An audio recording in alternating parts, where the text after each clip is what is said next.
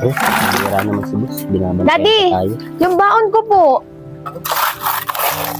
Oh, oo nga pala anak. Pasensya ka na. Mamadali kasi ako dito eh. Pati yung baon mo nakalimutan ko. Oh nak, ito nga pala yung baon mo. Pre, nakubos ang ganda.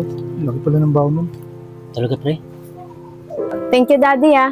O sige na nak, pumasok ka na. Yung service mo nandiyan ba? Opo, Daddy, nandiyan na po. O sige, ingat ka. Pasok na po ako, Di. Pre, ayun pala yung anak ni boss. Ayun yung kaklase ng kapatid ko eh. Bah, swerte ng kapatid mo. Ba't di mo paligawan sa kapatid mo? Baka mamaya, malay mo, yun ang susi ng pagyaman nyo.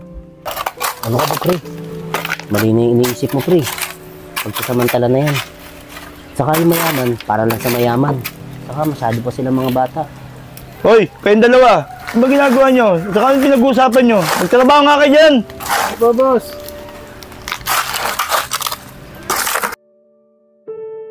Daddy! Daddy!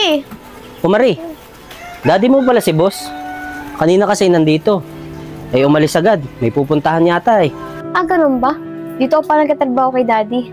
Linggo ngayon, ah. Ba't gumagawa ka? Ah, pumasok talaga ako. Sayang din kasi ang linggo eh. Eh kung nasa bahay naman ako, wala naman akong gagawin. Sayang din yung kikitain. Ah, ganun ba? Eh, dalawa lang naman kayo ni Totoy sa bahay niyo. Oo, kahit dalawa lang kami ni Totoy, marami din kami gastusin. Tulad na lang ng bahay, tubig, kuryente. Tapos nag-aaral pa siya.